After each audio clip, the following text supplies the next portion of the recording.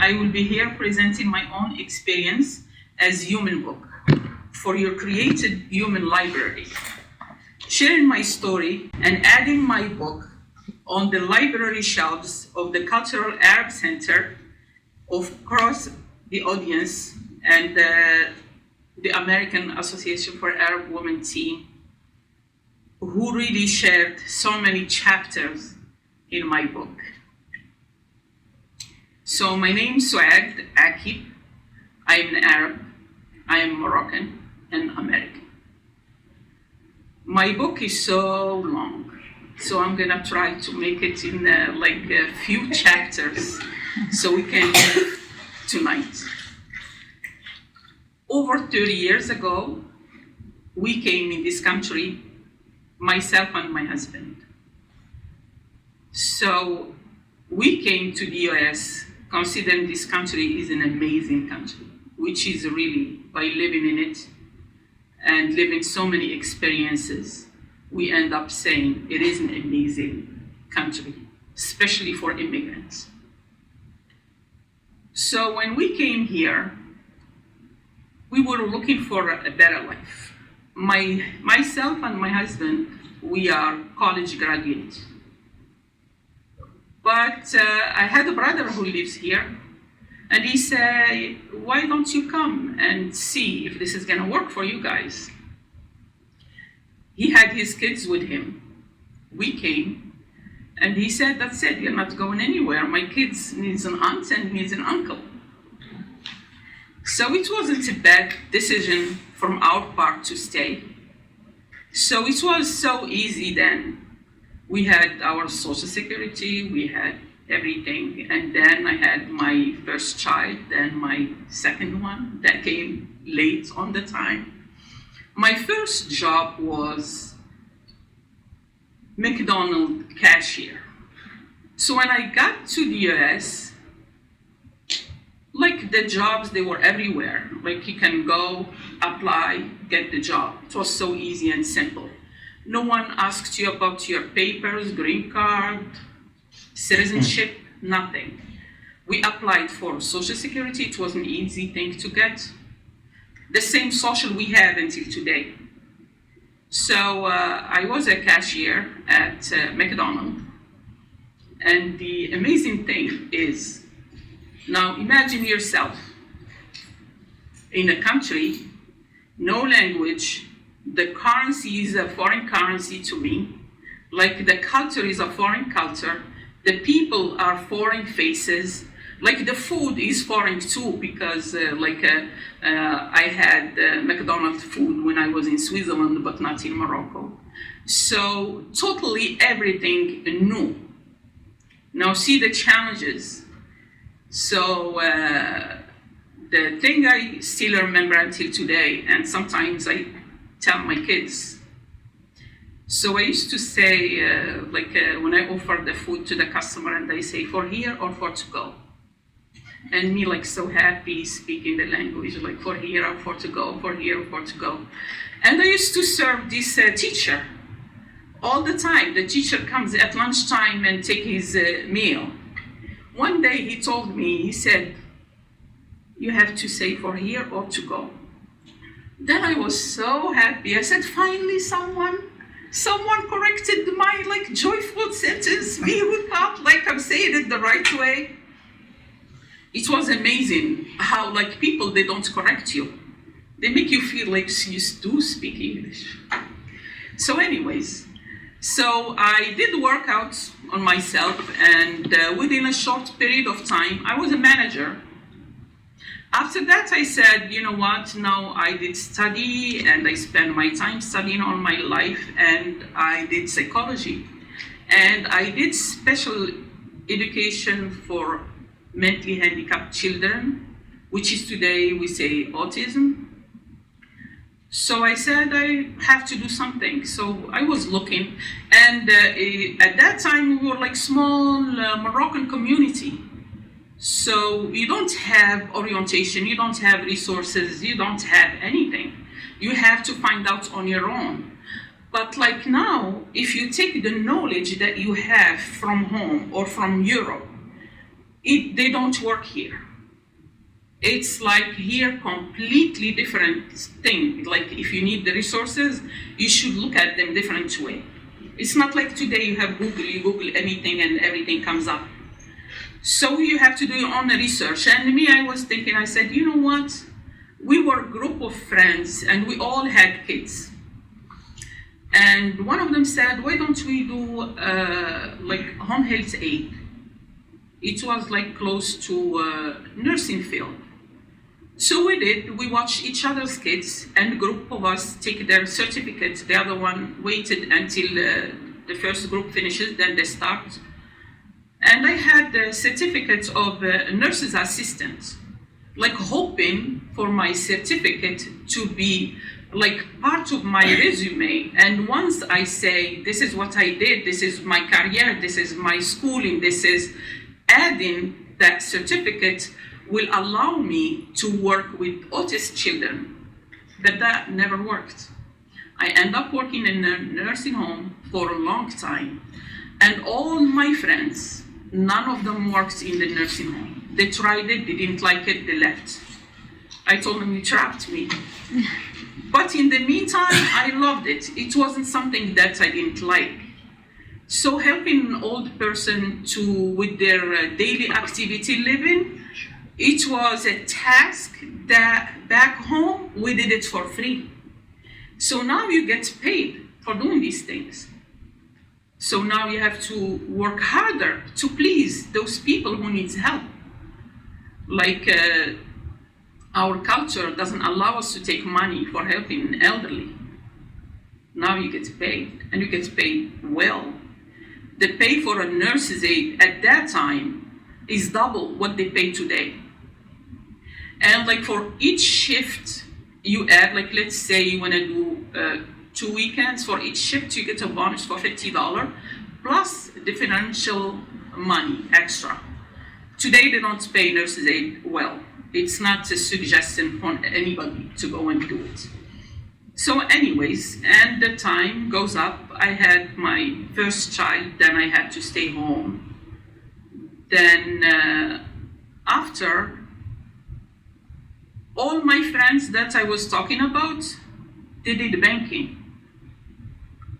So each time when we gather for our kid's birthday, they say, oh, you are not gonna come. You love that job. So they make fun of me. But even I didn't care until one day I had an argument with one of the nurses, and I said, I think like my friends are right. When you do this kind of job and you still don't get the respect you deserve, I believe you need to leave. Because even if you do it from the bottom of your heart, even if you do it with love, like sometimes the management makes you lose that. So one day, myself and my husband, we went around driving around banks, and it was paper applications. So we got maybe 20 applications. We just picked them up. We didn't fill them up at that time. We came home, we filled up all those applications. Then second day, we went back to those banks and I got lucky. I was called for an interview, and the manager that did my interview, she had a friend who was a nurse's aide. And she told me, my friend always complains. So I think you will be able to do this work. But again, my resume, will qualify me for more than a nurse's aide or a teller or anything. Just, we didn't find the right ways to put you on the right tracks. I was happy and satisfied. I did the banking, I was a teller, and now my paycheck was cut in half. So I said to myself, just like little money, little spending. That's all. You have to get used to it because it's more, the quality of work is completely different. So the bank paid the classes for us. So I did register for New England College of Finance. And I started taking classes. I did accounting 1, I did 2, I did 3, I did computer classes. I did so many things. So again, at my job in banking, from a teller, I was a banker. And when I was a banker, I moved from the branch I was in to a branch in the square. And it is Malden Square. And the bank is Citizens Bank. So around that time, Arab Spring starts. And I see people from everywhere. And I was just like, you see how when you direct someone to a gas station or a tea station, so people were directed to the branch where I was because I was there, that I can help with something. At a certain point, they used to call the bank like my bank. I said, I wish I could own the bank. Always Souad's bank, Souad's bank. So at the beginning, they come lost. They have like a letter that they receive by mail and they cannot read it. They don't understand the content in it. So I will read it and explain it to them. Sometimes they have a phone number that they want to contact to talk to someone about something. So I used to call for them. And this is like, they were asking for more and more and more. Sometimes they wait for me at my lunchtime and I will go with them to fill up an application or go to a job or go somewhere, especially City Hall. Some of them, they needed food stamps. Some of them, they needed to apply for housing. Some of them, they needed translation. At that time, it was no interpreters at the hospitals. It was no translation. It was nothing. So lunchtime wasn't enough to help with all these things. And my days off, same thing. So this starts creating a problem at my job. Like the manager will see people, he starts timing me and say, hey, he calls me, hey, is that person opening an account? What are you doing over there? So I say, then I tell the customer, I think if you want me to help you, better open an account or I'm gonna lose this job. So and that was helping them too, because they do need an account and they need someone to help them to understand the fees, to understand how that banking will work for them. So, and I had a big problem with that manager. He was a little bit mean. He didn't have any empathy. But it's normal. He wasn't an immigrant to understand what people are going through. Then every day, I come and I talk to my husband about what's going on. Every day, all the time. Over the weekend, we have friends that we get together and have like coffee. So I tell them, this is what's happening. And I think shouldn't be going like this. We need to create something. We need to do something.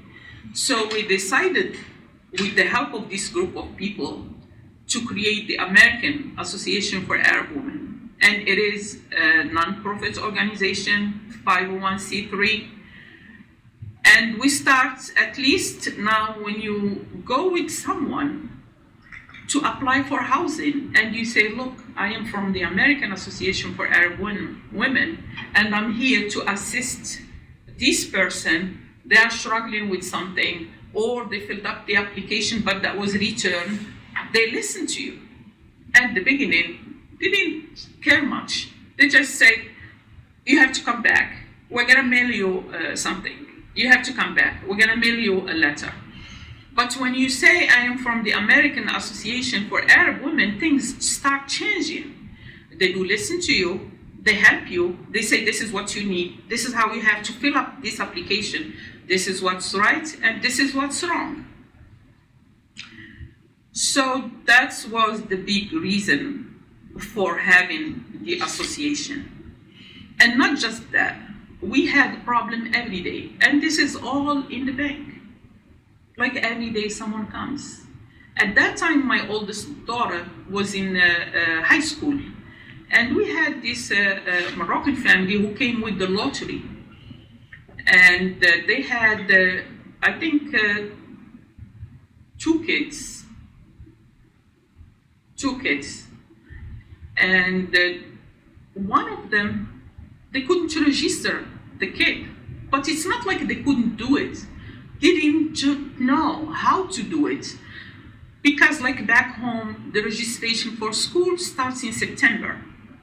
Here you can register at any time. They didn't know like education is part of children's rights, and you can register at any time you want to.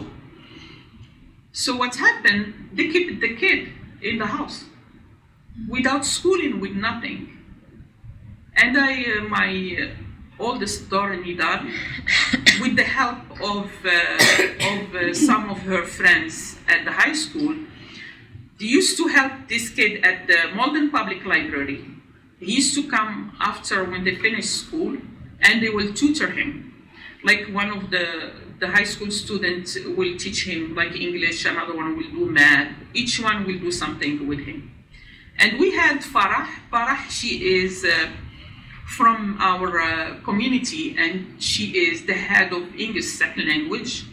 She did few workshops to explain to these newly arrived immigrants the type of schools we have, like explaining private schools, public schools, and charter schools, and explain that anytime you have a kid can go to school and you don't need to wait. And with the association, we did so many seminars, so many workshops. We did the cultural transition, because sometimes, you come, you don't know how to start, and sometimes you refuse the other culture, which is not good. We have to share and build bridges between our Arab culture or Islamic culture with the other cultures. They have to know who we are. And if we don't explain who we are, how are they going to know us? How are they going to know that we are Muslims or we are Arab? How are they going to know that like we have holidays that we have to celebrate? How are they going to know that you have to excuse my child after Ramadan because we have a big celebration? How are they going to know like they have to take a day off on the Eid al-Adha? So there is so many things that person, the other person, which is the American person, that needs to share with us to be able to get few things from them. At least have respect for us and the knowledge of who we are, knowledge of our culture, knowledge of our religion and holidays. And I think I will stop a little, and if you have any questions, I can answer them, then I will keep going. Well, it's good. Introduction is good. Can I just ask a question? Yes? So like, how did the manager like treat you? Well, don't make me remember him. He was tough, because at the end I had to move from that branch to another one, because he was very mean. I had like Muslim people with the hijab, and I had one, she comes to me, and that day she was coming on Friday from Haymarket, and you know how Haymarkets, they have like those shops, like traditional shops. She came with bags, and he paged me and told me, you know what, you don't wear the hijab, they're gonna have a bomb, they're gonna be bombed, you and the branch. So hurry up with the person and let them leave. So I had to leave that branch. I couldn't take it with him much.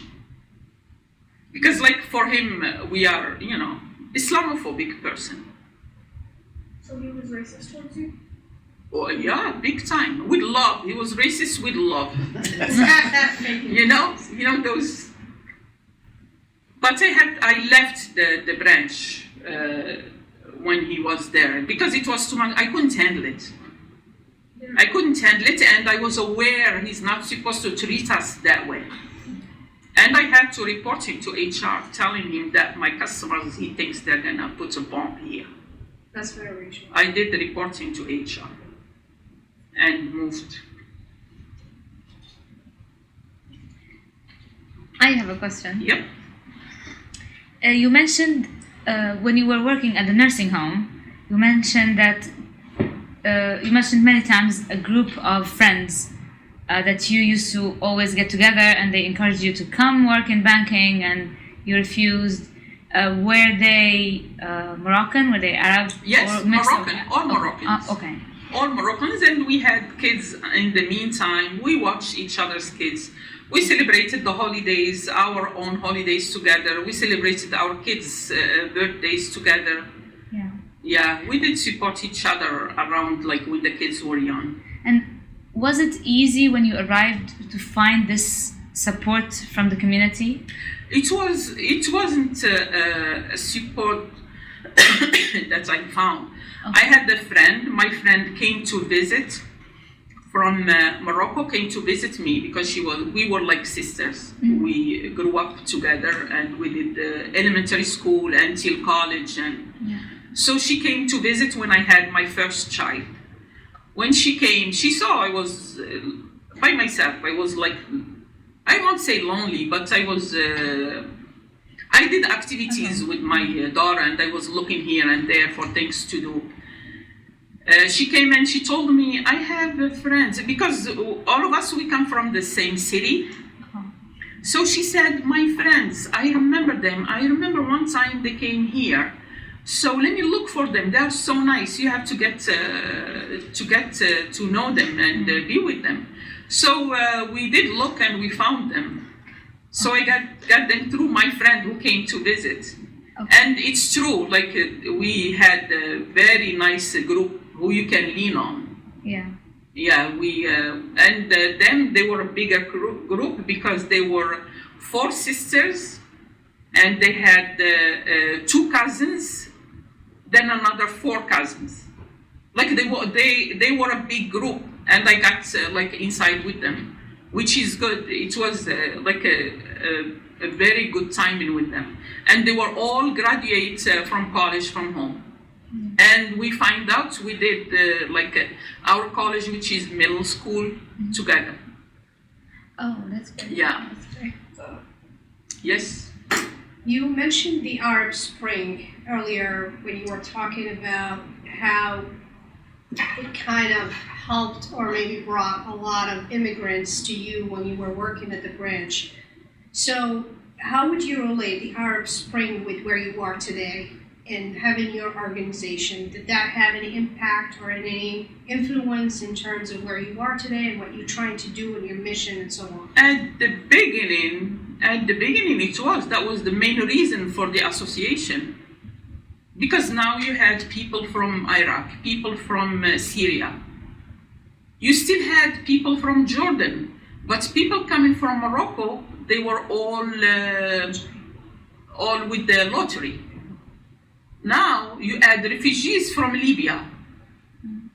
It was like a period of the history that was impacted by this broken people and a broken situation, coming from that world. They imagine you have a house, all of a sudden you have no house.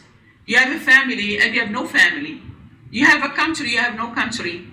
And it's like somebody who invades your place and say, you leave. This is not your place anymore. And when they used to come, this is not the language. And even me, because I am Moroccan and my dialect is like Moroccan dialect. Of course, I went to school and I do Arabic classical. But still, people, they don't communicate with the classical Arabic. They communicate with their homeland dialect. Now you have to find out how to communicate with them. So I used to say, just hold on. And I used to do my best to understand them.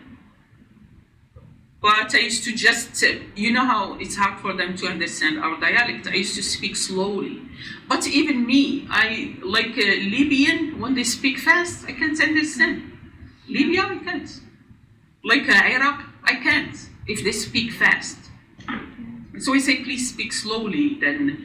And your question, the history, makes magic on people's life. So when you say Arab Spring, I'm sure there is wounds on these people coming from these countries, but I feel that they are a lot happier here and they are more stable now. But the beginning was a lot of challenge, a lot of struggle, and a lot of tears. But now I feel they should be. Even our association, we don't live the same struggle with people as the beginning. Now we have like our orientation is going toward building bridges between both cultures. So our association signature is International Women's Day. So we focus a lot on different cultures, and we don't do anything by ourselves. We always involve Chinese community, Haitian community, Spanish community, American community, European community. We don't do things by ourselves as like American Association for Arab Women. We are into like cultural diversity, conclusion and inclusion. So it's this vision that when we talk, we have a vision that we want to be one. You see, I don't want to be Moroccan, American, Arab. I want to be a human. You know, I love one day we will be just like humans talking to each other without where are you from, who you are, what's your orientation, are you Muslim, are you Jewish, are you Christian. I will love one day to talk about ourselves and treat ourselves and others just as humans. This is like our vision. So I'm gonna make a comment and also show how Souad is being humble, okay? I also came here 30 years ago, and I think this is related to the Arabic culture, so it's very important to give some perspective. 30 years ago, probably the late 80s, early 90s, you didn't find lots of Moroccans in the Boston area. Mhm. And unlike other countries from the Arab world, like the Middle East, the US is a new thing for North Africans. And mainly because of education, because we are French educated, so usually for grad school or further education you go to Europe. So coming to the US was not an option. So the phenomena happened in the 90s when they started this is actually before the green card lottery, that brought lots of Moroccans. Before that it was no lottery, but what happened is there was a group of Moroccans came through Florida and ended up in Boston, but it was a small number of Moroccans. And at that time, Malden was known to have the highest number of Moroccans. And back then, some of the Moroccans were having trouble in Malden because they didn't know the system, okay? So you will hear lots of issues in the Malden school district because, again, the kids didn't fit in or other issues. So what Souad and her husband, Samad, played a huge role, and I'll tell you why. Because they started with helping with the school system. And I heard that, and I learned it just 3 years ago. As a healthcare professional, I ended up meeting a patient, and as soon as I said Moroccan, they said, "Do you know Souad?" So I'm like, "No, okay, of course I know Souad." I learned back then how she played a huge role in teaching the school system about the culture. They still remember the food, they still remember how they were involved, and that image is so important. So those baby steps are so crucial to actually introducing the culture in a way that people now are interested, and there is a trust. And I still remember that patient, how highly they were speaking about Souad and her husband and her family and their kids, and actually the wife was a teacher in the school system and taught the children, who were very smart. So there was that positive image that they brought to Malden, where Malden was struggling. Because I remember that I lived in Cambridge. Malden was a place where it was really hard to go because of the challenges that they had. So clearly you guys build those relationships. We did. And I think you have to take credit for that, because it's those steps that led to the association and the other. I know you do so many things. Now that I know how you're involved in Malden, there is a lot of respect. So you have direct access to the mayor. They contact you, they consult you if they have any questions about not only the Moroccan community, the Arabic community. So it started with the Moroccan community, but now you're actually, they see you as this image for lots of Arabs. And if you can see, Malden now is attracting, Syrians, Jordanians, Iraqis, but the Moroccan community played a huge role in building that positive image. It started very hard at the beginning, but it built, it took many years, and it's still taking time. Now Revere is the other city where now the highest, Moroccan community, and some of us here are involved with Revere. And we would go to Souad to get ideas. What did you do? So that we can learn from your interaction with elected officials. So we don't reinvent the wheel. So I'm just gonna say thank you for all that hard work you guys did. I want to add to what you just said, because the person you're talking about, she was my Manal's teacher and my Nidal's teacher. And this is before the association. I used to volunteer at school. I used to make the Moroccan tea. They loved the Moroccan tea, and they loved the msimmen. So now on their birthday, the kids don't want to have cupcakes. They want msimmen to celebrate the birthday. So I was always volunteering and chaperoning, because I felt like this is a word that I don't know. I need to get involved. I need to see what's going on. They need to know who are my kids. They need to know what holiday we celebrate. It's like we start International Day that way, like years ago. And we used to cook, we used to do so many things. And I feel, I always worried about my kids' self-esteem. I said I want them to have high self-esteem. I need to do something. And Mrs. Petrie was the best, I know. She was, that teacher was the best. And educated people, you never find problem with. They always welcome your culture, they welcome you. And I did that. I did that for the whole period of time when my girls were at school. Even when they went to the high school, I was there all the time.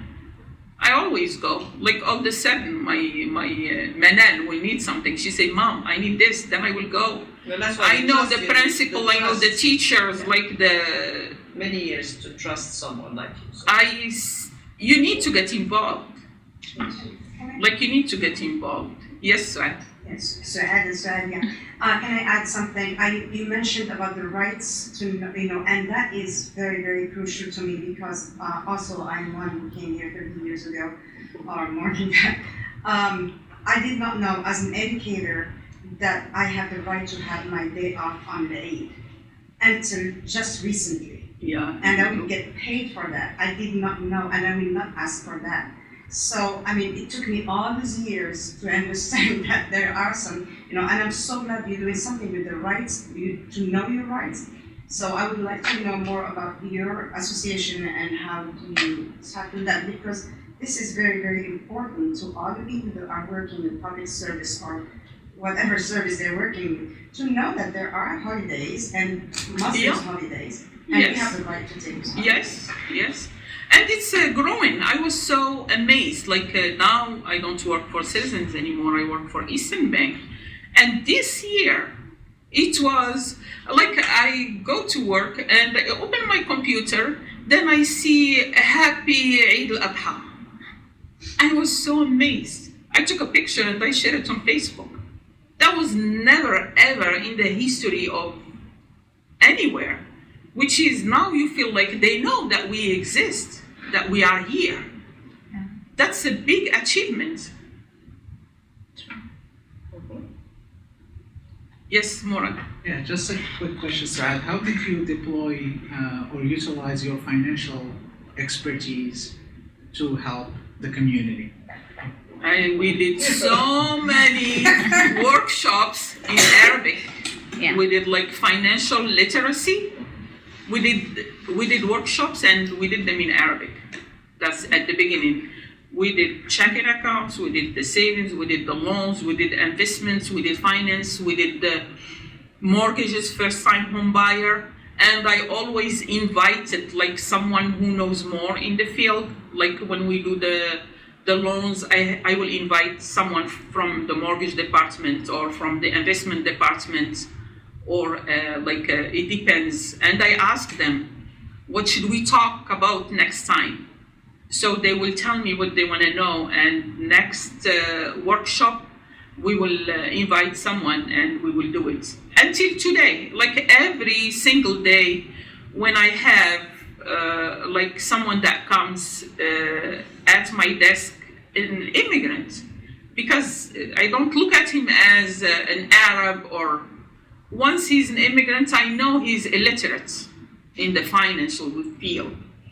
When I open the account, I explain to them, this is how much you leave in the account, so that won't be closed. You will be overdrawn if you don't leave enough. If you use different ATM places, you're gonna be charged. So usually when you open an account for someone else, you just give them the folder with all the informations, and they have to read it. But I know, if someone who does not read English, they're not gonna go through that paper, small print, and start reading. So just tell them the main thing that they should know about the account. And alhamdulillah, you don't see so many immigrants overdrawn the account or something. They do good. So you go the extra mile. Huh? You go the extra mile. You have to.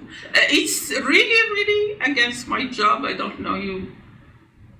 But you have to explain it to them, which is good. I feel like you have to tell them. You don't want to just open an account and let them leave, because if they find problems on their way, you have to take care of it. It's better to teach them at the beginning how to deal with it, so you don't have to worry about it. I feel like when you teach someone how to deal with a problem, it's better than just give him the thing and tell him you are all set. Your account is open and you are all set. Any other questions? I actually had a question.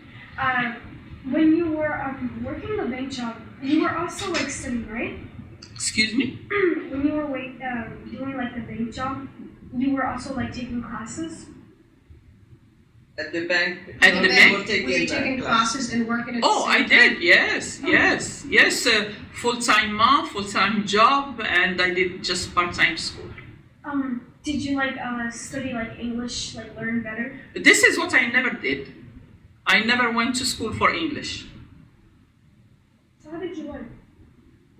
I learned with my beautiful girls. I had to read the story for them and let them know that I know English. I don't want them to go above me and say, Mom doesn't know anything. So I want them to know I know. But I learned with them. I watched the shows with them. Plus I had small basics from home. I love music. And once I listen to a song, I always put the lyrics on. So I will put the lyrics while I'm singing. And I laugh at myself because I used to sing all the wrong songs. And now I see those lyrics and I know now how to sing the right way. And also you know French. Yeah. So it's not, learning English might be easier if you already know French. I will say yes, because Latin language, you know how it's completely different than our Arabic. Yes, yeah. But once you have one Latin language, you can learn all others.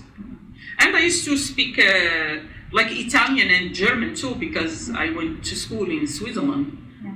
But coming here, everything is gone and English came. I replaced English with all the languages. And even French, if you don't practice, you lose. Sure. So I take advantage when I have some customers who speaks French. Yeah, I said, oh, please, let me speak French to you. And they like it because they don't speak English, so it helps. That's right. Do you have any question for your mom? I Yes, just want to Samir. add something. I know that your girls went to Malvern High. Yeah. I want to ask you, did they have a prayer room at Malvern High the time they went? No, at the time it wasn't. So this is something different than you. And my daughter, she's in Malvern High. Yeah. And last Ramadan, she told me that they have prayer room for them, which Yeah. is great, which is, I was surprised when she told me that. She said, oh, I went on my break, because I can't have lunch, I'm fasting, so I went to the prayer room. I was like, hold on, stop. I said, you have it in Malvern High? And she said, yes. Yeah, that's So nice. this is something huge. It is? Yes, so that's like all the Muslims students, they meet there for, and then the other kids having lunch Yeah. at the cafeteria. She said they have shelves for us, they have Quran for us, and we put our shoes out and we sit and we're there. So this is something new in the That's so nice. this is Yeah. something new for the community, which is great. As a parent, I was very happy. So, Yeah, I'm proud too. Yes. Proud Moldonian. But like we said, those baby steps, and Yes. then Yes. eventually they want to make sure that everyone is included, but having that close relationship with the mayor, with Yes. the school, with the public schools. I mean, even like Revere last year in Eid, it was on town hall. Have you- Yes, yes. Happy Ramadan. Same thing. Yeah, We so- have so Eid, we always have Eid and Lil Spashrin in high schools. Yeah. So clearly, They are aware of it. you increase that awareness, Yeah. but there is collaboration. It's not just awareness. There is now the true inclusion, or there is a lot of work to be done still. But at least the students, I would say, in the last 5 years, are feeling that they are included and they belong, which before I think was not. Yeah, but Ramadan, Still, more. Ramadan, we used to do Ramadan iftar for the community, Yeah, exactly. and we invited everybody. And we invited the imam. He will do recitation. He will explain. We will bring someone to read the Quran. We did it so many times. As community iftar doesn't have nothing to do with the mosque or anything. We did it for everybody, and everybody was welcome. And guess what? We had up to 250 people coming on the iftar. It was really an amazing event. We may do it in the future, but we stopped doing it because it's a lot of work. And now the mosque, they do their own, and they do it as fundraiser. So we don't wanna. We said since they start doing it, they can keep doing it, and they can do like fundraising. But ours was always free. We didn't charge for it. Yeah, I'm just going to add to what Souad has been saying. As a part of being a Revere resident for so many years, I myself also consider myself one of the first crew members that came from Morocco to this country. It has been about 24 years today. Part of my involvement with the Revere community started way early, probably same time as maybe Souad, and I always use him as a role model of a very good, successful Moroccan citizen that came to this country and achieved where she is today. Part of the things we used to do as a member of the community was simple stuff. So, for instance, like if they were to build a park, I would go in and volunteer. I would clean the streets in Revere. Like whenever we have like an annual event, I would go in and just jump in and become this, make myself feel as being a citizen, right, as a U.S. citizen. And not only that, but also give a good impression that, hey, I'm Moroccan, I'm Muslim, I'm an Arab, but I'm also aware that I need to clean my city. Some of the things we have done so far, we actually organized a nice trip for teachers within the public school system in Revere. That helped them go to Morocco and kind of discover the culture, which kind of, again, what she was saying during her introduction, kind of helped get the bridges together and create some sort of a dialogue. have the teacher understand what these students, when they go to school, what they're talking about. Sometimes they do mimics that nobody understands what they're saying. So that created kind of a conversation between the teachers. We have helped kind of build what's called the multi-international cultural events that now it's being celebrated every year in the public school system in Revere. The other thing we're working on now is actually create halal meals to be introduced in the public schools. And the reason being is because about 2/3 of students are actually from Arab descent, and most of them are Muslims. So that's some of the things that we're trying to accomplish as a community, and we're working together with the Revere Public Schools, we're working with the mayor. I'm also involved with, and speaking about myself and my own experience, I'm also involved with the Revere Democratic Party. So we're involved even going further to politics side of things to make sure that we are aware of what's going on within our city, attending those events. Recently, I also being called to serve as a treasurer at the middle school in Revere, SBA. I'm meeting with the members next week. But again, the reason why I'm mentioning all these things, it started from somewhere. Once you acknowledge that, what am I doing here? How can I give back to the community? It's just having that culture, which we already have back home. As Muslim, we've learned to give back. We do sadaqah in Islam. We help each other, we help growing up, we lift. Sometimes you see an elderly woman go and jump in on the bus or something and lifting something heavy, you would go in and help her. It's that attitude, we already have it. But the question is, when we came here, we didn't know what to do. So our involvement and feeling being integrated with the system, it's all you have to do is make it simple and just jump in and just say, hey, how can I help? What can I do? Just be involved. Just, show them that we're good people, not what the media is trying to tell. Like we are. Yeah, we did so many workshops. We are educated people. We came to this country. We work so hard. We pay taxes. We work. A lot of us are very professional. Most of us have really good jobs. Yeah. And we had Dr. Al-Kholi. She's a psychiatrist. Nahid Al-Kholi. She's so good. She did so many workshops for us. She did Islamophobia. She did cultural transition. She did so many others that I don't remember. But she helped us a lot, and she helped the community with awareness of what's going on between us and the new world where we are. It's not new world for us anymore because we are part of it now. We did build the seed for us to grow. And so any other questions?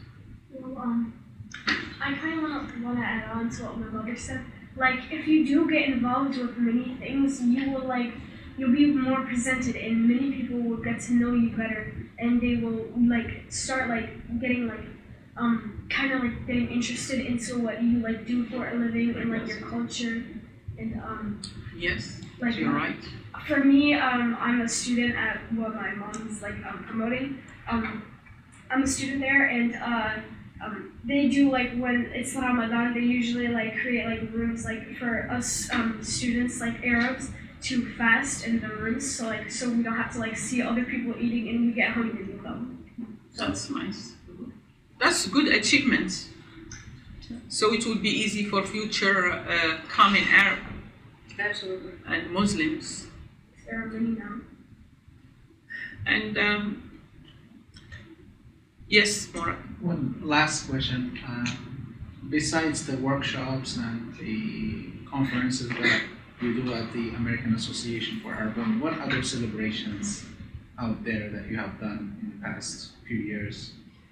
We really do a one-to-one help, when we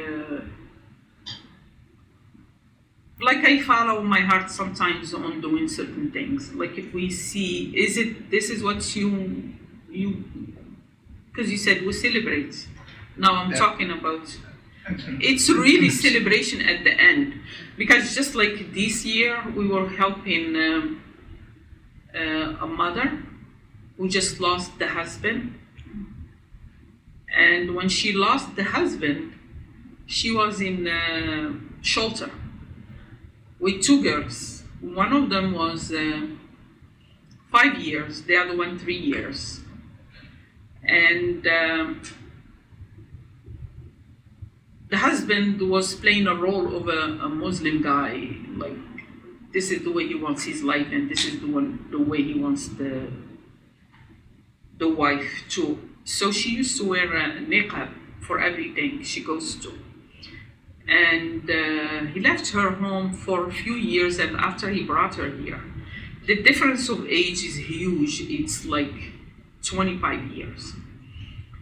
And he used to beat her up, and she didn't complain. You know, I think she always says he's gonna change, it's the police who keeps coming, and after they had to put her in a shelter. And him, I think he passed young, not old. So he left her in that shelter with those two girls. She doesn't speak English. She doesn't even know where she is. She doesn't know anything. So she posted her problem on Facebook. Now, like, there is so many other associations. I don't like to get involved. But like when someone says, Souad, please help this person, and when I see the case, I cannot really close my eyes, I do get involved. So when I was talking to her, and I was questioning, and I find out she doesn't even get the survivor benefits. And she didn't have any food to give to the kids. She was in this shelter, I don't even know how to explain it to you guys. And she didn't have any food stamps. She didn't have anything. So I did some research, and I have friends who likes to help. So I reached out to them, and I said, we have a case that needs really our attention. So I helped her like the administration way. So I start preparing all the paperwork for her to get the survivor benefits. And I went with her one time. We set up an appointment at the Social Security Department, and we went together. I did register her for school and she starts from level 1, now she's in level 4. Now she has the housing, she gets the benefits. This is the happy part, this is the celebration part. She gets the benefits, and she takes care of her beautiful girls. They are now 7 and 5. So the youngest just started kindergarten this year, and the other one, she's in her first grade. Yeah. This is a beautiful story when you see. And she wanted to go to school, which is, I love that. Because sometimes even if you suggest for someone school, they don't care much. But she is doing a good job at school. She is stable in her place, and she gets the survivor benefits. And now she is gonna start working part-time. This is, there is so many like this. I have another one. She was like our daughter. Like how many years between Aisha, between her and the husband? How many years difference of age? About 30. 30 years. And she was 16 years old. Minor. So he used to lock her in the house. And when he comes back, they fight over like a show on TV. He wants to watch like soccer, she wants to watch a movie. Then they used to live in a building. Yeah, everybody was here. So the police came the first time. He told them, oh, she misses her mom. That's why she was crying. The second time, he told them, oh, the movie made her cry. And the third time, they took him. So now, like we got a call from the police, and they asked us, like, can you help? She doesn't speak English. She doesn't. So they gave me her phone number, and I was calling her and asking her where she was so we can go, because she didn't have no food, no nothing. She doesn't know anything but the husband. Yeah. So I told her, where are you located? So we can go take some food, go see her, do something. She keeps saying, I don't know. All what she knew that her building was near a gas station and a shopping area. So I said, why don't you look? You see how they give you the mail? Look in the mail, like a newspaper, anything. You're gonna see an address and read it to me. Nothing. I had to get the address from the police. So this girl, she didn't know she had green card. She had green card. She had social security. She didn't know what it means, green card or social security or anything. He had everything locked in safe deposit box, and he had like a mailing box. So the mail does not even go to the house. Oh my. And she didn't even know a thing. And she didn't call the police. Like the police came because they beat her up and people called. The neighbors. Now you should be proud of this girl. She has a good job. She's in college. She did like she finished her bachelor, and she's still like, this is like beautiful things to celebrate. Absolutely. Yeah. But this is the cases we will do. If someone doesn't know what to do and lost, no English, no nothing. If not, if someone speaks, you give them the resources and you let them. But this is people that you have to go like step by step, and you need to stay there with them until they are independent. And like. Well, I have a question, Souad, for you, and I know you have done so much for the community, so much for people from like similar background as us. But why is the name of your organization is mentioned Arab Women? Is that what you intend to help? Yes, like this, yes. The gender Because specific, or don't forget, I worked with all ethnicities. Now, if you give me choice, I will say for Human Association. Not even Arab, or I will make it like human. Because even if it's, my customers were not just like Moroccans.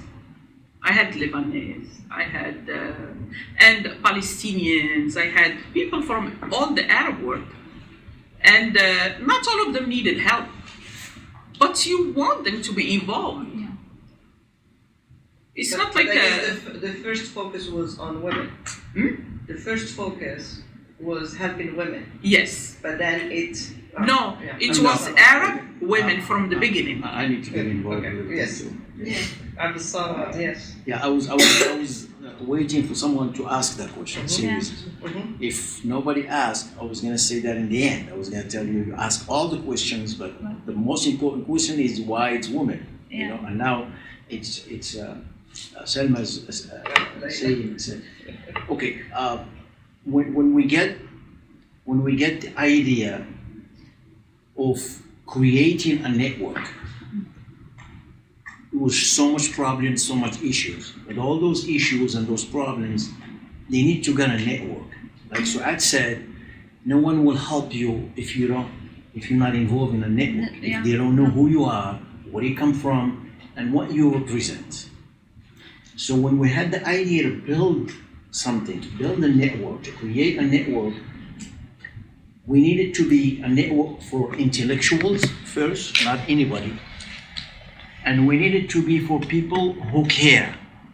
Because in the life in general, everywhere in the world, there is two types of people.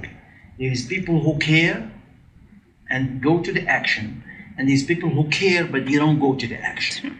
And those people who don't go to the action, for me, I call them people who don't care. Because when you care, you go to the action. So we had these nightmares, I'm telling you. It's not just issues, nightmares of people from our community and all the issues of the problem. She didn't say a lot of things. If she would tell you exactly the issues and the problems, all of us here sometimes would laugh, but sometimes would cry. We're talking about real issues and real cases, real sad cases. Now, when we sit down and we want to figure it out, what to do, where we're going to start, and how we're going to do it, what's the goal, what's the objectives, and what are the tools. and who you wanna what's the target? You wanna target which part of the people? So we say definitely our community needs help. So who are our community? Definitely not Moroccans. Back then, like she said, it was little Moroccans, but it was Lebanese, was Iraqi, was Algerian. We had friends Algerian, we have Tunisian, we have so many people. So we say Arab will be a better word than Moroccans. That first we choose Arab. Then who we gonna target over here? Is it a man? Is it children? Is it no? We're gonna target the families. Yeah. So who's the family? When we say a family, what we say? We say is the woman. I mean, target the woman. You're targeting the whole family. family. You're targeting the family. You're targeting the society. So you give the woman a tool to help herself. Means like you're giving her a tool to help her family. So we're gonna target the woman. So how are we gonna target the woman? Then we're gonna target it with all these issues that the women are facing. So what are the issues that women are facing in this society? Language, work, self-esteem, her children, how to take care of her children at home, how to communicate with the school, because we had so many problems back then with women that their children bring home a note from teachers. That's how they used to communicate back then. Today there's emails, but back then it used to be notes. You know, they give you a note, you're ready to put it in the case, the child case, and the child case. The mother should open that case when he got home and take that note and read it, then answer him back if he needs. And that's how we get the problem for that little kid. That he never brought. Show and tell. Yeah, because there is show and tell, right? Remember that show and tell used to be, and they have to bring with them a book, right? And that's Anything, a book, a toy, story. anything. And the teacher wrote the note to the parent, and the parent they illiterate, and they don't understand English. They couldn't, and they don't even check The bag. Yeah. and the kid he goes to school, to the class without a book, and the children they make fun of him, and that keeps going and going, and the time go by, and this child he looks behind, he doesn't participate, he's not a part, just like he's not a part of the school. And that's when we find out. Souad came to me, she said this mother, she was telling her about her son, and that's an issue for us. That's an issue, that's a case, so we can start from there. Now, to make a long story short, when we created this association, we say we're going to target the families, and the core of the families, the heart of the families is a woman. And nothing better than women everywhere. And that's why Arab countries or Arab world are so behind, because women is in the second degree. It's not in the first degree. Unlike the Western, unlike other countries that they put in a woman, ahead of everything. And now, from this definition, we decided to put the name of women Arab American, and that's how this got. Then after that, we put some issues in front of us. Okay, schooling, and those are the issues that concerning women. School, financial issues, hospitals. Whatever on the daily basis, whatever the woman facing on a daily basis. And we want to target those issues, but we want to target them in a really working way. It's not just target them and help somebody to register her child or something. We want to make that belong to a framework that has a lot to do with our network. And that's how we start this association with Arab American women. That will answer probably. Yeah, that it does definitely answer my question. So thank that's- you for that. So And following, good that you gave us the history. Where do you see the association in 5 years, in 10 years? That's a I'm good gonna question. change the name to human. Yeah. So I think we achieved so much. And if we keep achieving, just building the cultural bridges between both cultures, not both cultures, many other cultures, it's really a win. And like I said, now we don't want to keep working just like with Arab. I think we have to have the group us. Like we need to be all one. Because even when you say you're Arab, you don't want to keep working just as yourself as an Arab. Like not just American people who should know your culture. You want to share it with Hispanic, you want to share it with Haitian people, with Chinese people, you are like the Arab, you see with the globalization, the world is so small now. So like if you invite them home for tea, it's just like you invited them all the way to Morocco. They don't need to go to Morocco because once they come, we're gonna have the teapot, we're gonna have the teacups, we're gonna have the tray, we're gonna have Moroccan cookies, we're gonna have like maybe Moroccan oud play on the bag. You see now you don't just want to target Americans, you want everybody to know who you are.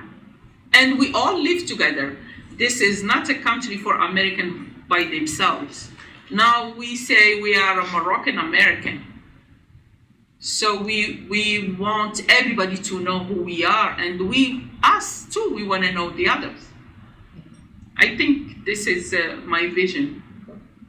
And already, like I said, we're achieving so much, and makes us so proud to be who we are and to be Arab. And the main goal, not to lose our own identity. We should keep who we are. Don't lose it, and don't be like, you should be always proud. Like, yeah, I speak Arabic. Yeah, I am a Muslim. Yes, I eat with my fingers. You know, you want to keep who you are. Yes, beautiful. Since you are a nonprofit organization, 501c3, why did you guys never thought to probably maybe create some sort of chapters? Meaning, you take your organization and you have chapters across the states, so you can have. We always thought about that, but we all work full time.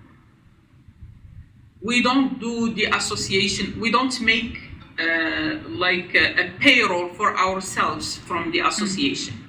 All volunteering. Yeah.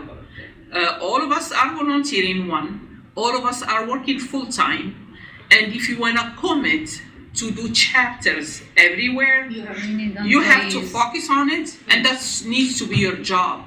So that's something you're not interested in? It's not interested. No, we are, and that will answer the question of The next. It's Selma not like we are not interested, not at all. Like we are interested, but like you need to stop your job, and your job pays your bills. Yeah. It's a huge undertaking. So they say you need to put the mask on first. Survive. Then it is a nice project, and we welcome any volunteers that wants to come and work with us and start chapters everywhere. But for now, us, like we are all of us working as full-time, and even our association, we working full-time with the association because we are involved in so many projects in the city. Yeah. So imagine you after work, you are always on Zoom. If you don't have Zoom, you have to do research for something. You have to reach out to your community. You have to share posts. You have to do. Now imagine if you want to create the whole chapter. You are not going to create the chapter after work. Mm-hmm. You need your energy to start from the morning. And it's easy now, like I said, we have the roots for our association. We will be able to reach whatever we want. But if we want to do that, we need to focus on it and stop working, stop our own jobs to focus on that. For now, like, nobody's ready to give up the job to do that. So that's. And also the need here is still a lot. There is a need here for your service. Yeah, it is. Yeah, well, same needs. Yeah, I'm this- assuming it's going to be in a different And states. the- Like, for and- instance, New York, Florida, California. Those are like really Yeah. large. But another thing, Leila, don't forget, Yeah. we are not social workers. Yeah. We are not like association educated. We are just regular citizens who Trying to help. the hearts that made us move. We didn't have any tools at the beginning. We just said, our community needs help. What should we do? And until today, I'm telling you, we're not like social workers. When you get in front of a mother with 2 kids, orphans, they don't have nothing. So what do? You cry with her. You find yourself crying, you say, oh, what am I doing?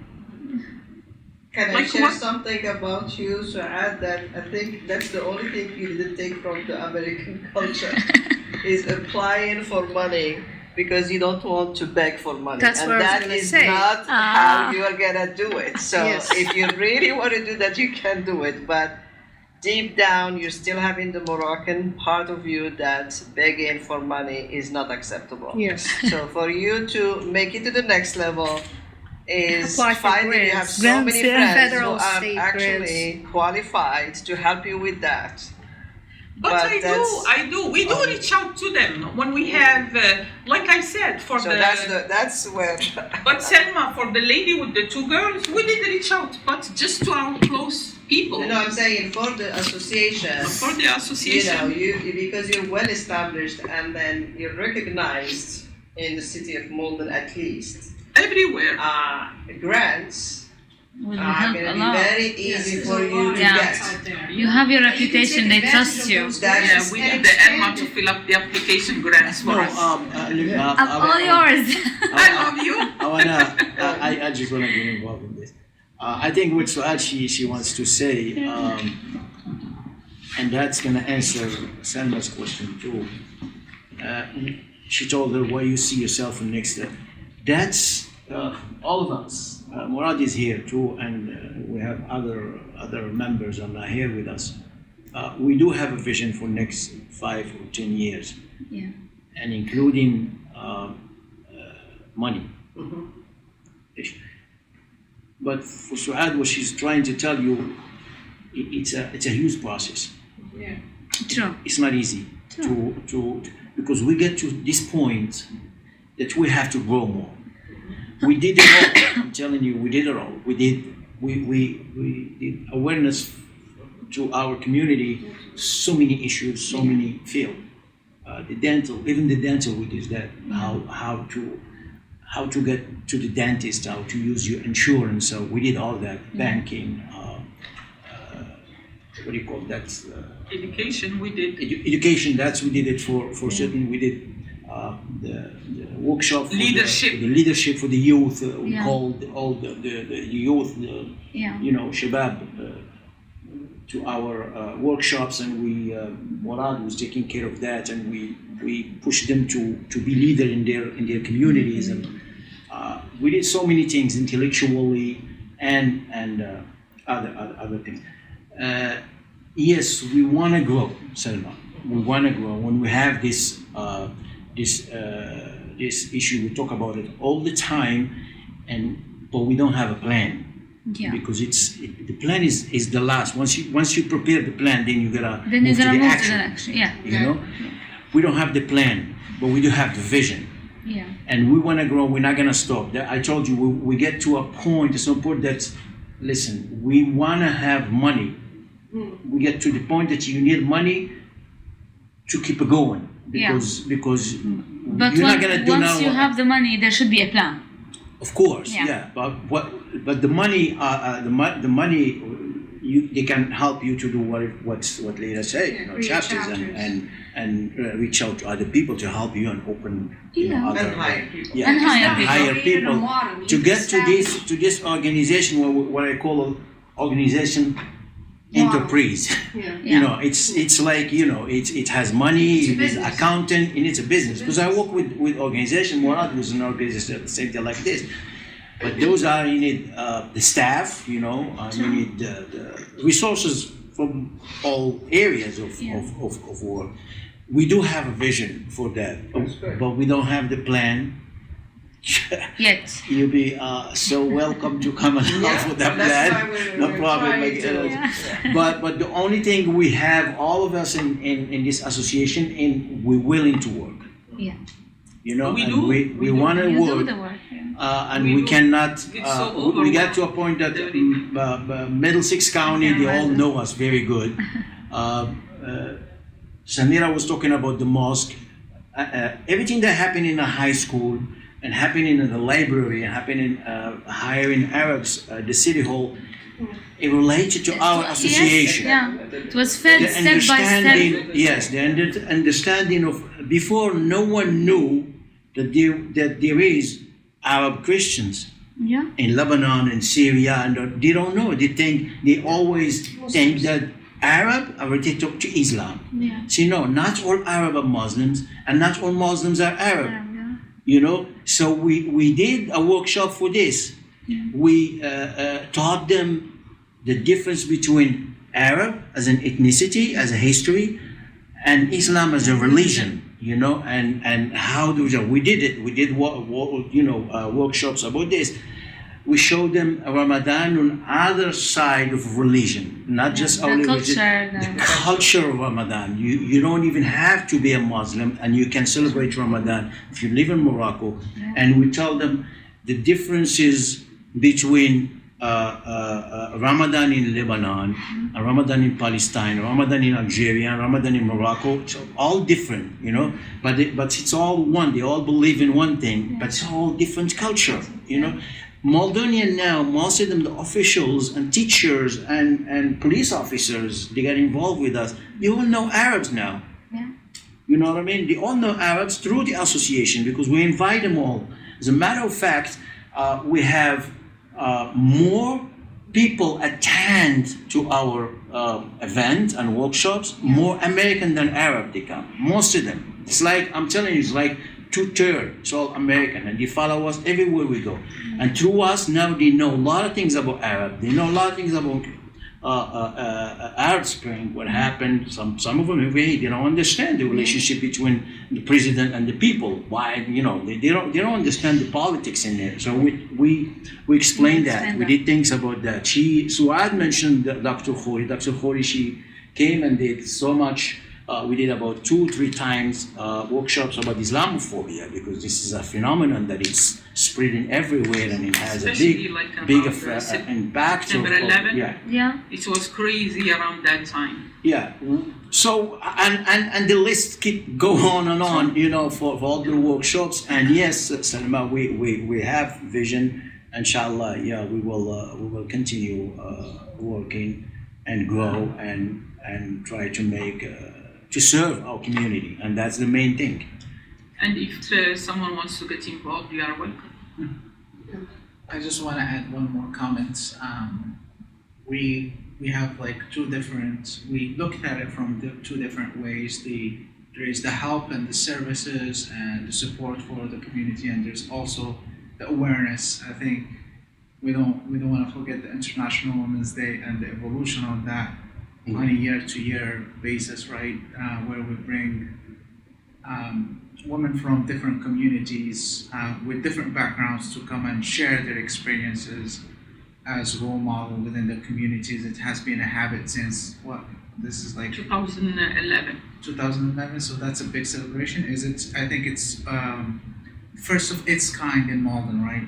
Yes. Exactly, so that's Yes, a big milestone. we did so many events that now, like Malden American associations, they do similar. We did the poetry, they're doing poetry now. We did the music, they do the music now. We did the dance, they did the dance. Like I said, where we inspired them. That's good. That's Yeah. the motto. Yes. And even the International Women's Day, we have a lot of collaborations with It's other related agencies. to our association in Malden. Nobody celebrated Americans, and the problem it started from here, from America, but nobody was celebrating the. I mean, it's from America Yeah. spread to Europe and then came back to America, and everybody's waiting for that day now. All the women they're happy to participate and celebrate that day for International Women's Day. So then after creating the association, I'm still at the bank. And the thing is now, I target the African Americans. A lot of them work for Panera. Panera is near my job. And I referred them all to Europe. Europe is a nice program. Yeah. Okay. Yeah. Yeah, and guess what? When I refer them, I forget about it until they come and they say, "You want to come to my graduation?" Yeah. Aw. Then last time, two of them, they got married, and they did the Europe, both of them, and both of them, a couple, they were working for Panera. They did the Europe, both of them. They graduate, they got married. I was invited to their wedding. And if you see those texts I have, sometimes I say, that's why I want to be one. I don't want to be just like Arab. Now I have these completely different kids who are young, they are 20, 19, coming from high school right to Panera. And now, the Europe program is growing, and they have portions in Harvard University. They have everywhere in good colleges. So now they're not limited because they start just with accounting at the beginning, and now they're not limited to accounting. They have engineering, they have IT, they have so many things. Yeah. This is a nice program to make someone happy at the end with it. I have beautiful notes from all these kids, being invited to their graduation or their wedding, and I forget all about them until they say, "Remember one time I came to the branch," or "Remember when you came to," or "Remember," then I said, "Wow, they didn't forget," No, they don't forget. which is nice. And I think our story can still keep going and going and going, but we can wrap up. And I want to thank so much my husband, my kids, because I took so much from their time at the beginning. So I didn't make the dinner for them, I didn't clean, I didn't do, and they were not mad at me. Aww. My husband helped a lot. My girls too didn't really, they were understanding, and they edited so many of my speeches, and they helped so much putting things together. So my Nana used to do face painting. She was a lot younger at that time, and we had kids. She did face painting. She babysit the kids when we have workshops for the parent. I want to tell them thank you so much. And I have Morad. Morad is like my son. So since the association started, he was always with us. And now he's a gentleman. He just got married this summer. So from someone who's young to being married, makes me so happy and so proud. He's still near us and with us. And still the treasurers. He was young, being the treasurer of the association. He's still the treasurer of the association. He's the one who fills up the application for the grants. He does a lot. And I want to thank all of you guys. And Samira too, since the beginning of the association. She always cooked for Ramadan iftar. She made hundreds of baghrirat. And you guys, I'm so happy to meet you in my life. I love you, Selma. I love you, Leila. I love you, Souad. And Elma added to the We group. added, that's it. Added to the group. Abbas is gonna get the citizenship. Moroccan citizenship. Yeah. The Moroccan citizenship. So this is makes me thrilled. You see, it's not just doing it for people. It's doing for yourself too, because you get chance to meet these beautiful people on your road. Sure. And sometimes even if you don't feel good. You have this person who says, "Oh no, went fine. It was fantastic. Why are you worried? Everything went fine. You shouldn't worry about this. You shouldn't worry about that. We'll have a solution. We're gonna help. We're gonna fix it, and life goes on. And we hope to keep building our relationship and keep spreading our culture. And like I said, by keeping our identity, we shouldn't be shy from who we are. We should be proud because we didn't speak English. Yeah, now we do speak it. We didn't do certain things. Now, yes, we do them. Now we do understand if someone says something that you don't like and you can answer back. Yeah. It was a time when you can just listen to them saying bad things to you, but you don't answer. You feel bad inside, but now you can answer back. So we can wrap up, and if you have any other questions, we can. Actually, I would like to hear from the young. I'm gonna put some pressure on all the young. We have, Lana, and we have Dalia. Marwa, Marwa. she asked so many Yeah, yeah. questions. Yeah, Marwa was good. Marwa, she's my Yeah, mashallah. But I think this is what we shared with you, what we went through. You guys, it's a new generation. So you came to school here, but you didn't live here. What is your experience as an Arab coming from United Arab Emirates? Honestly, it's really different because I wasn't planning on making a life here. I just came here for school. Mm-hmm. So I never tried to make Americans adapt to my culture. I never tried to teach them about myself. I just adapted to whatever they wanted. So you felt it was easy to assimilate with. Yeah, I already knew a lot about American culture just from TV, social media, everything. So I just came here and just tried to fit in as much as possible. And after 4 years, what do you think? Did anything change, or you're comfortable with? I mean, most of my friends are not American. They're mostly Arab, or I have a lot of Indian friends as well. I feel like their culture is very aligned with ours. So when you came here, and that's what I hear a lot with young students, is when they go to college, they feel more comfortable with other ethnic groups. Yeah, most definitely. And that's, Yeah. which is interesting, right, man? I don't know. I'm interested. You know what your mom did, your dad did, but also you were born here. You went to school here. How is your perspective? So we always give our perspective, but I always curious to know the first generation. What's the experience? I think being Moroccan and American is a unique experience. I don't think it's as represented. Being in America, I feel like it's rare to meet people with a very similar background as me, just in school, but not so. It was nice that my mom created the association, so there was a connection factor, having the iftar and all those events.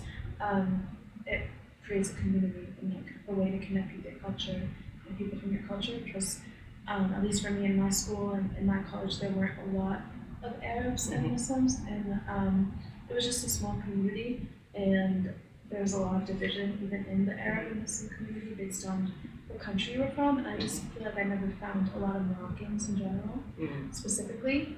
And then I feel like in Morocco, everybody sees me as American and not Moroccan, so I feel like when I'm here, I'm yes. Everyone sees me as other. Other. And then I go there, and they see me as other, so it's interesting being on that line. Yeah. But the association of things of that nature help me find a community and connection, which is another important piece of it beyond just helping people, just bringing people together is important too. And what do you think association like your mom's or other associations should do to make you feel, more, or you feel proud of your identity, if I can say, or wanting to meet more people from the community, or do even something on your own to promote the community, the culture? I think representation is important in the media and just even with more events. Programs. Just programs where for different types of people, different ages, even just bringing people together to watch a movie or something, or to celebrate holidays together. I think that's important because some people don't have their family with them, or they don't have a clear connection to their culture. So that would be just, I think, bringing people together is very important. And I think what I noticed we're lacking as the Arab community in general is also understanding each other. Like you said, there is division either within the Arabic culture. And I mean, part of, this event is, with CAC, is really to try also to bridge those, differences. We're very, very happy that you are, joining us, Alman. They really reach out to the North African communities because clearly with CAC for the last few years it's more Middle East and Levant. True. But I know that they're working very hard to include us. So also we have to find ways to reach out and do more of introducing and educating the other Arab countries, because I feel like with Moroccans especially, we exclude ourselves. There is self-exclusion. We don't feel comfortable, then we just stick to our community, and in a way we're comfortable, we don't make extra effort to learn about or to teach about our culture outside the Moroccan community. So I think these efforts are very, very important, and it started. I mean, the event we had in May was one of the goals. Yeah, that was very successful. I'm sorry. We missed you. It will be. Yes, I would like to see the young. I mean, my daughter yeah. is also suffering from that because we don't have. I mean, there's no diversity. When she went to college, it was not diverse at all. I mean, it was all American, and she didn't have an affinity group. Now she's in Babson College. There is an affinity group, a lot of Indian, but they're here only for 1 year. And they're going to look new. And she felt very, very comfortable with them this year. And she felt like, okay, she's included. How can we, as this association, help those young... The two associations. The two associations help this young generation. Where can I, as a mother, go and look for, places for my daughter where she can meet? I mean, affinity. For her. I think we can create something. It's go, us. chapters. The association is ours. It's for all of us.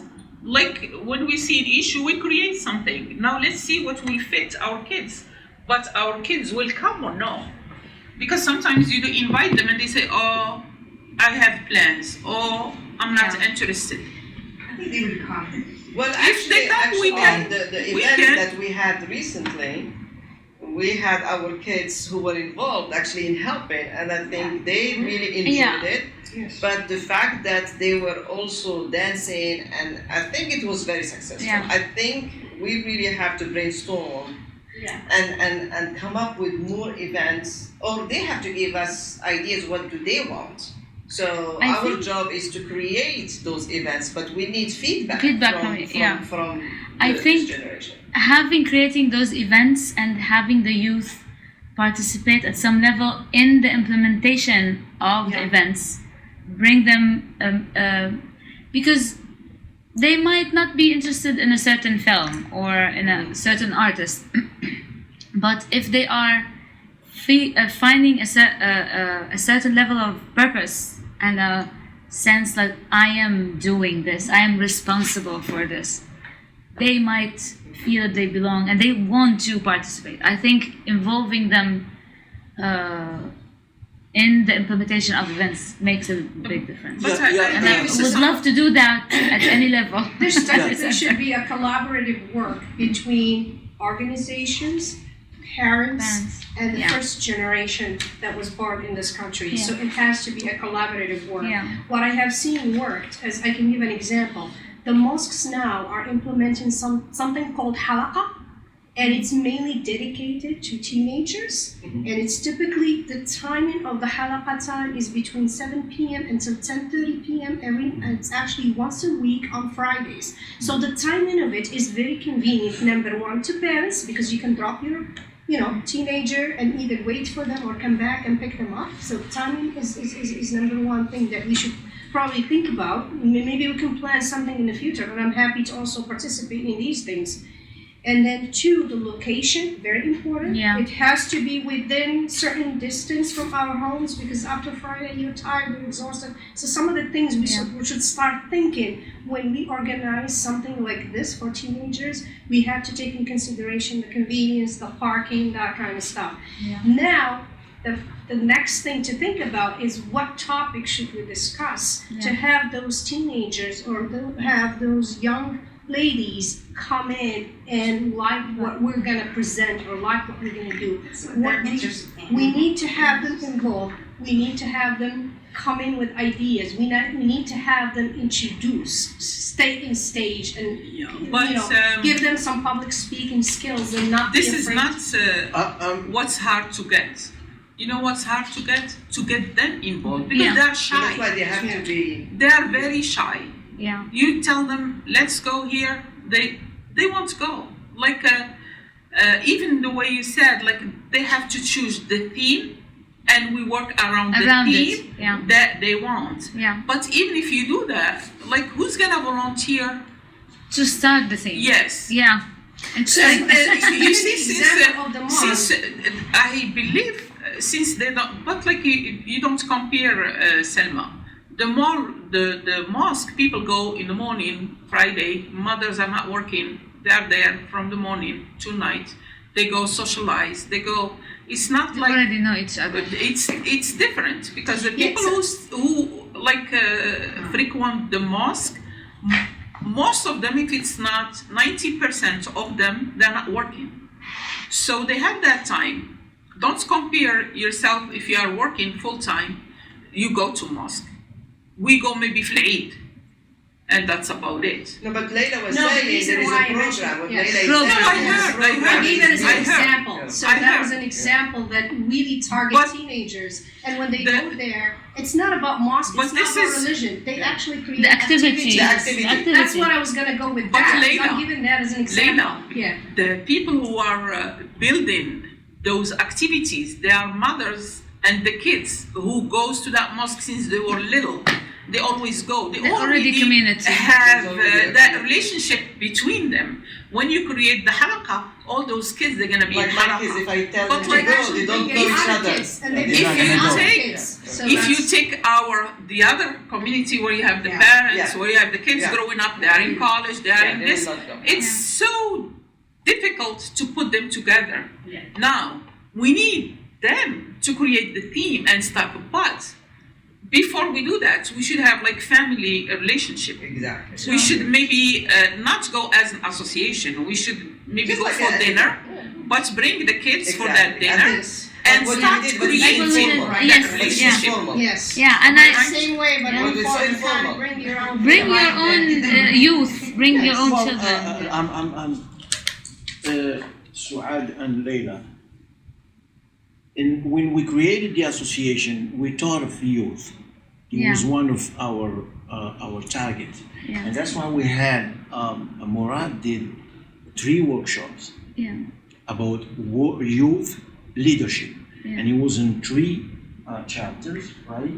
And it was every time we had an event for youth leadership. It was about a subject, a different topic, and everything that you guys talking about right now, we had it in those workshops. And guess how many youth they were there comparing to adult? None. The number is catastrophic. And we reach out to all kids and we send everything. They don't come. Murad did a tremendous job. He did. He was all PowerPoints, and the mayor was there, and everyone was there. Everybody was involved. The chief, what do you call the chief of police, because he needs to be there. We want to connect them with us so they won't be scared. The police is there to protect you, not to, you know what I mean? So we want that community. Yeah, exactly. So we invite everyone, but the kids, they were not there. No. But what That's you're the talking problem. about is That's why I want. I'm sorry. That's what I want. That's that. I want to tell you, right? It's attending. That's the problem we have. Children, they need to learn how to go to the events. how to get involved, and that's No, what if we you want to do an create. event that you know. interests them, not us. Exactly. But, Not but them, what is not it us. that gonna interest the Dancing and children? food. Dancing, Food, food, sports, you know. Dancing and food. Yeah, but Probably we should organize a Red Sox You didn't have dancing- game we take for them. that Take yeah, but that's they can have it everywhere. They can have it at one Yeah, but scenario. no. Would you be interested? So it depends on the topic. You have to make it more intellectual. Maybe you do a movie and you will discuss it after that. Right. You're not gonna bring one and play and that stuff. Then after a while, they're gonna tell you, okay, so I can go anywhere and do that. Yeah. Make the event, make it very interesting. Yeah, video games, Samira said. Yeah, if you do a